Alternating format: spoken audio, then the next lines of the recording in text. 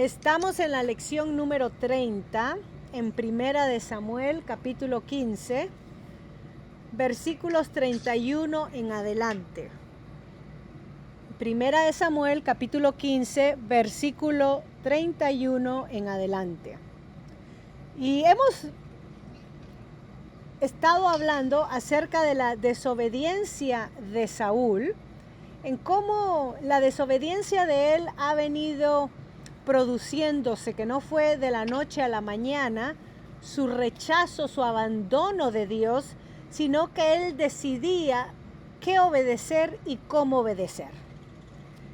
En los capítulos anteriores vimos que él se tomó esa prerrogativa, esa autoridad de ofrecer sacrificio, ya que Samuel se tardaba en venir, cosa que no le correspondía. También vimos cómo era celoso en imponer una ley a sus soldados de no tomar bocado cuando estaban en plena guerra, y era capaz de matar a su propio hijo Jonatás, que valerosamente, confiando en Dios, él con su escudero se lanzaron a la batalla contra los filisteos.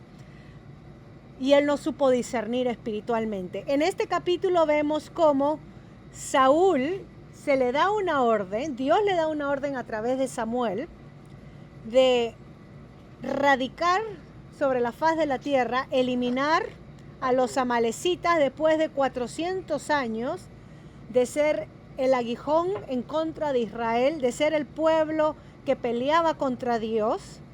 Ahora le llegó la hora del juicio y Dios le dice, elimínalos porque están todos, son anatemas, están dedicados a ser eliminados. Y Saúl decide no solamente eliminar a lo que no le convenía, a los vulnerables, a los débiles, pero a rescatar al rey y lo mejor es de sus despojos, y todo, perdonarle la vida a todo aquel que él consideraba digno de perdón, ¿no? Mostraba entonces una compasión aparente donde su imagen era lo que sobresalía y no su sumisión y obediencia a Dios. Así que lo que vimos la semana pasada era el mensaje de Samuel de cómo Dios lo había rechazado a él como rey, que era algo definitivo, y que iba a tomar 25 años para que Saúl saliera del trono, para que Dios escogiera a David, entrenara a David. Esta vez escogió Dios un hombre según su corazón, no un hombre según el pueblo. Y podemos decir que Saúl hasta este momento está mostrando el espíritu del libro de Jueces, porque el libro de Jueces termina con una declaración triste. El libro de Jueces, el último versículo nos dice, este es el tiempo previo a la monarquía, el tiempo previo a que entre Saúl. Recuerden que Samuel sirvió también como juez en Israel. Nos dice entonces Jueces capítulo 21, versículo 25, que podemos aplicarlo al rey Saúl. En estos días no había rey en Israel, en este caso sí había. Cada uno hacía lo que bien le parecía. Y si lo aplicamos al rey Saúl, pudiéramos leer esto de esta manera. En estos días había rey en Israel. Y Saúl, el rey de Israel, hacía lo que bien le parecía. Podemos resumir esa frase en el rey Saúl. Bueno, vamos a leer entonces los versículos 1 Samuel 15, regresando al texto. Versículo 31. Versículo 31. Y Olivia, te voy a pedir si me puedes poner en mute, si tú puedes ponerte en mute para que no me dé, porque como no tengo audífonos. Perfecto. Gracias. Sí, porque por alguna razón se escucha, bueno. Resonancia, sí. Ok, versículo 31 dice, después de que Saúl admite en ese remordimiento superficial y trata de arreglar los asuntos, lo que más le interesó es su imagen, como él estaba parado delante del pueblo, delante de los ancianos. Le pide a Samuel que regrese para adorar a su Dios, ¿no? Versículo 31. Y volvió Samuel tras Saúl y adoró Saúl a Jehová. Después dijo Samuel: traedme a Agag, rey de Amalec. Y Agag vino a él alegremente. Y dijo Agag: ciertamente ya pasó la amargura de la muerte. Que acá estaba pendiente el rey que había sido exonerado, liberado, compasivamente, neciamente liberado. Y acá vamos a leer los cargos de este rey Agag, ¿ok? Le sirvió, antes de empezar sobre el rey Agag, ¿le sirvió algo a Saúl ir a adorar con Samuel? Para nada. Esto fue un acto meramente religioso, algo legalista, porque Dios ya había tomado la decisión de sacarlo a Saúl del camino.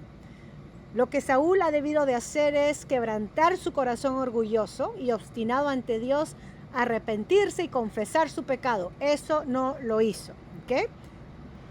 Él por lo menos usó esta oportunidad para acompañar a Samuel y adorar a Dios como que si nada hubiera pasado.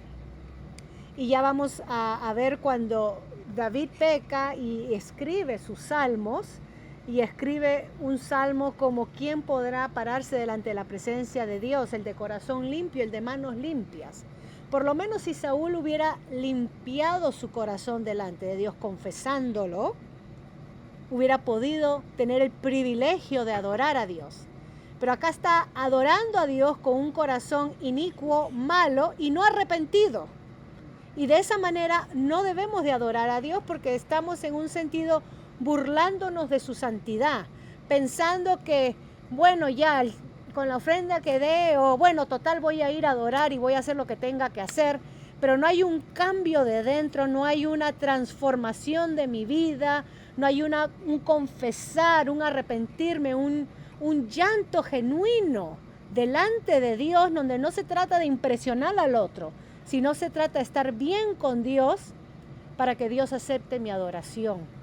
Porque Él me purifica, Él me limpia, Él me lava, Él me restaura. Pero en este caso, Saúl pensaba con acompañar a Samuel, ya se cumple y se acabó, adoro a Dios y hago toda la pantomima de los actos religiosos. Ahora, Agag, vamos a ver acá que Samuel lleva a cabo la voluntad de Dios, ¿ok? Tráeme a Agag.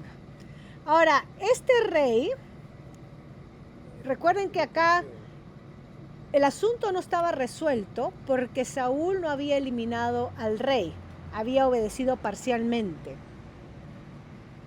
Estaba vigente el asunto.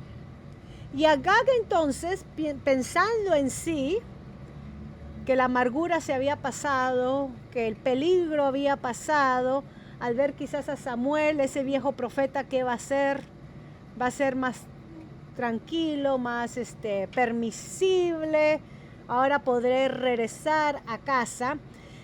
Hay una traducción que es la Nueva Traducción Viviente que expresa bien la idea de lo que Agag sintió. Y esto es interesante porque la palabra de Dios lo único que nos declara los pensamientos de los seres humanos, ¿no? Lo que está sucediendo en el interior, en la mente, en el corazón.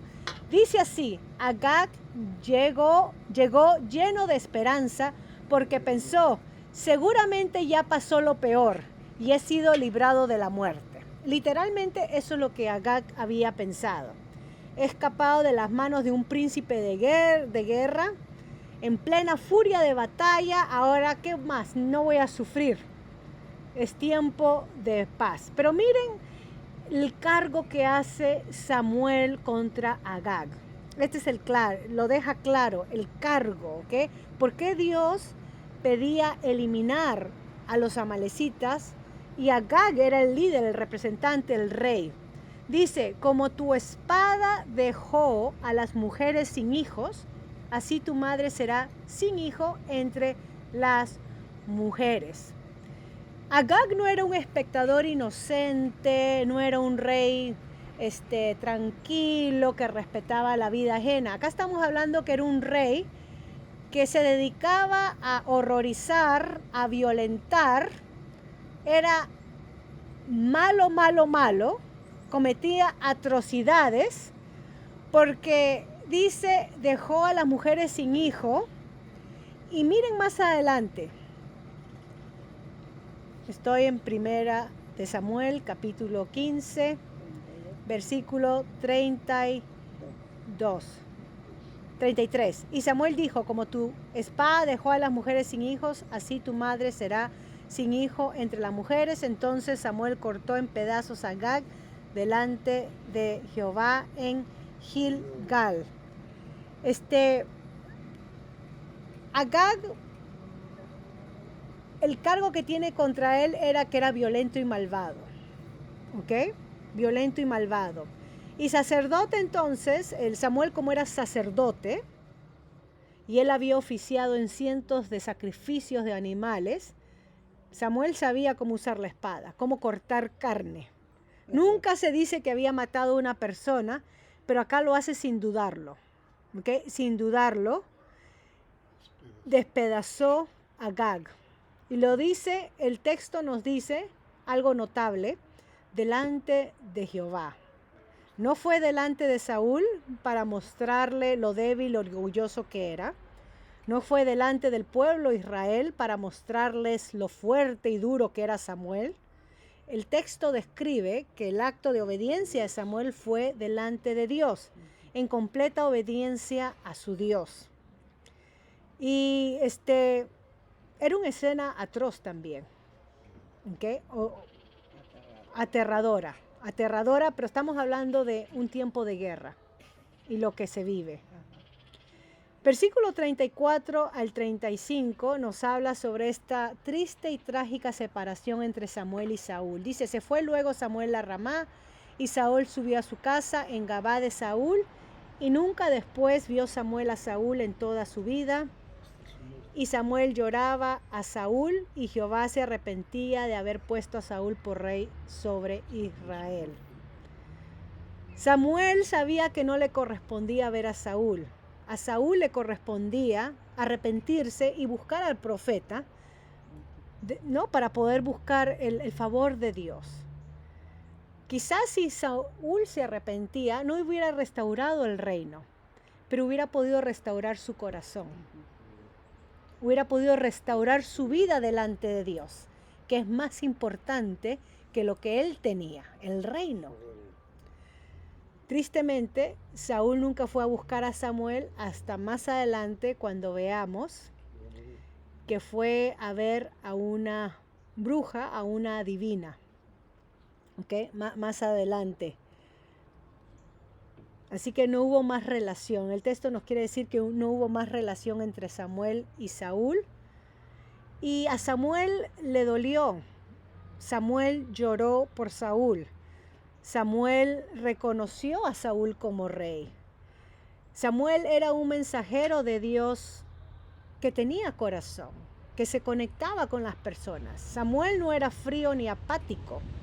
Él realmente se dolió por Saúl, por la dureza de su corazón y por el peligro de su alma. Realmente eso es triste, porque nos dice Samuel lloraba a Saúl. Esa es una actitud de un siervo de Dios. Cuando hemos hablado de Samuel como siervo de Dios, que escucha la voz de Dios, que es obediente, que es dirigido por Dios, que se somete a la voluntad de Dios. Esta es otra característica de los siervos de Dios.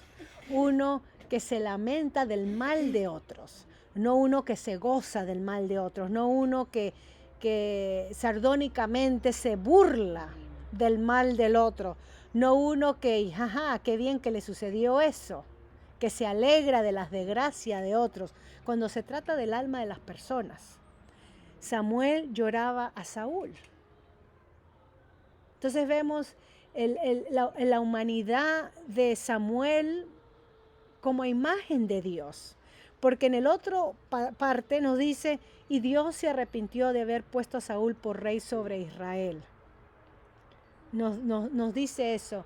Y ese es un antropomorfismo, que es una manera humana de describir a Dios. Es darle a Dios una descripción de términos humanos para poder entender que Dios se apesadumbró, que a Dios le dolió en lo más profundo de su ser haber puesto a Saúl por rey, que Dios dio una oportunidad, que cada vez que Dios elige a alguien y aunque Él sabe el curso que va a tomar la persona, la tendencia hacia el mal, Dios da la oportunidad para que esa persona se desarrolle, se arrepienta, si se cae pueda admitir su error y se pueda levantar. Dios siempre, siempre, en un sentido, espera que la persona lo busque y arregle las cosas con Él, porque es así de tan sencillo.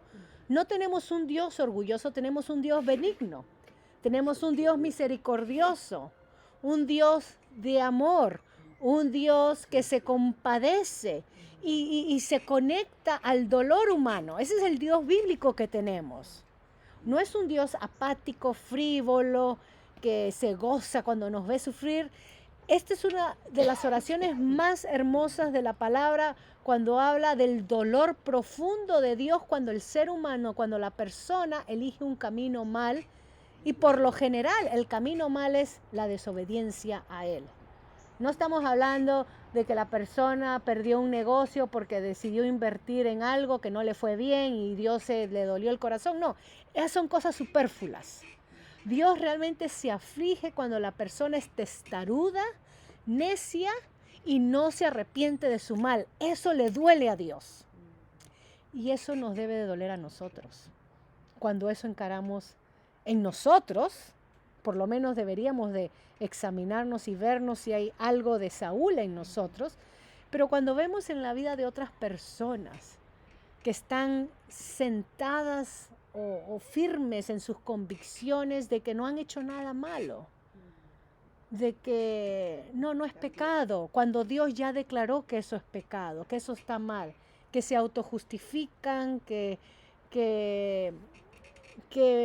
pueden dar mil excusas y quizás se tratan de autojustificar en el servicio, las obras, la rigurosidad religiosa, cuando eso no vale. Es en vano si nuestro corazón no es un corazón sometido a la voluntad de Dios y un corazón arrepentido que confiesa el daño que hemos causado. Ahora, este rey Agag que Samuel eliminó y no eliminaron a todos los amalecitas, pelearon, lucharon, pero hubo gente que escapó y ustedes me van a decir, bueno, ¿de dónde sacas eso? Porque vamos a ir cientos de años después al libro de Esther y se nos va a presentar a un personaje que se llama Amán. Y Amán era uno que se levantó y compró al rey persa para poder tener un puesto clave y manipular la ley medo-persa, de tal manera que el rey dé un edicto para eliminar a los judíos sin saber que eran los judíos, sino un grupo testarudo y revolucionario que no nos conviene tenerlos rey como parte del reino. Ese pueblo hay que eliminarlo. Y el rey cae y le da la autoridad a Amán. Y Amán es uno de los descendientes de los amalecitas. O sea que si Saúl, miren cómo cambia la historia, si Saúl hubiera obedecido a Dios y hubiera eliminado a los amalecitas completamente, como fue la orden, no hubiera sucedido lo que sucedió en el libro de Esther, que se levanta un antisemita, un antijudío que va en contra de Dios y quiso eliminar, y Dios entonces obra para poder rescatar a su pueblo a través de Esther y Mardoqueo, y entonces trabaja a través de todo esto. Hay que leer el libro para enterarse. No hubiera sucedido Esther, pero en este caso la desobediencia de Saúl costó años después la vida de su pueblo, lo que iba a ser la vida de su pueblo.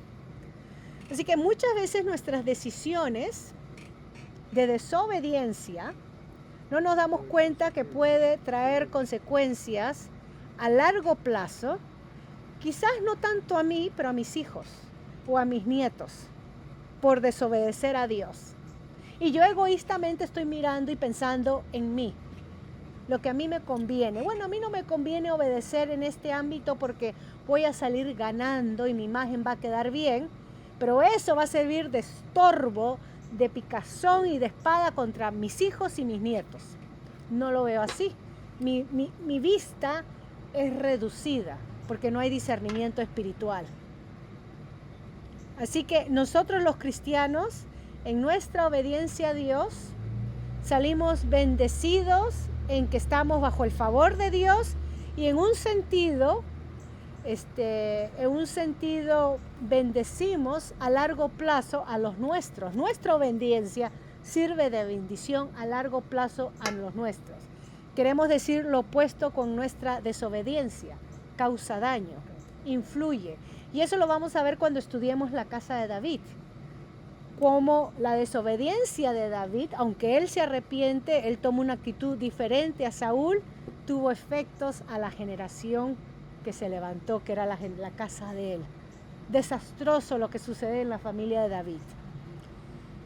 Voy a parar acá. ¿Cómo he titulado esta lección número 30, que terminamos el capítulo 15? La próxima semana vamos a hablar sobre el nuevo ungido de Dios. Cómo Dios selecciona a David, que es el capítulo 16. Pero ¿cómo podemos titular este pedacito que hemos visto acá? Podemos decir que la desobediencia trae consecuencias a la casa de uno o a nuestras generaciones futuras. Nuestra desobediencia tiene efectos, como cuando uno tira una piedrecita en el agua o en el río, que forma esas ondas en el agua. Así, nuestra desobediencia forma ondas espirituales alrededor de los nuestros y terminamos dañando. ¿Okay? Y esto lo vemos con lo que sucede en el libro de Esther, con ese tal Amán, descendiente de Agag. ¿Okay? Eso es lo que vamos a terminar ahora. Y la próxima vez que nos reunamos, entonces, empezamos con el capítulo 16. Y sí, 16 en adelante. Entonces voy a parar. Y la próxima semana continuamos para tener nuestro tiempo de preguntas y respuestas. Voy a parar esto.